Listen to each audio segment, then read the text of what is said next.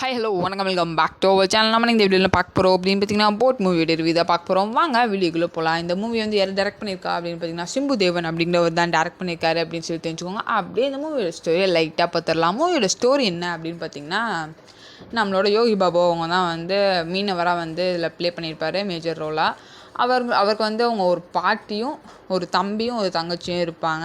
தம்பியை வந்து police arrest பண்ணி வச்சுருப்பாங்க. ஸோ அவங்கள வந்து காப்பாற்றுறதுக்காக பார்த்துக்கிட்டே இருப்பார்.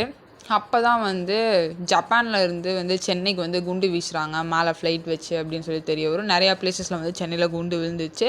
ஸோ இவங்களாம் தப்பிக்கணும்னு சொல்லிட்டு அந்த முகாமில் வச்சுருந்த எல்லாத்தையுமே விட்டுருவாங்க. அந்த முகாமில் இருந்தவங்க எல்லாத்தையுமே கூப்பிட்றதுக்காகவும் நிறைய பேர் வந்திருப்பாங்க. ஸோ அந்த சமயமாக பார்த்து தன் தம்பியும் தன் தங்கச்சி அப்புறம் வந்து தன்னோட பாட்டியும் அந்த போட்டில் கூட்டி போய் நடுக்கடலில் வச்சுட்டு அதுக்கப்புறம் குண்டு வீச்செல்லாம் முடிச்சோடனே கூட்டிகிட்டு வரணும் அப்படின்னு சொல்லிட்டு அவர் நினச்சிருப்பார்.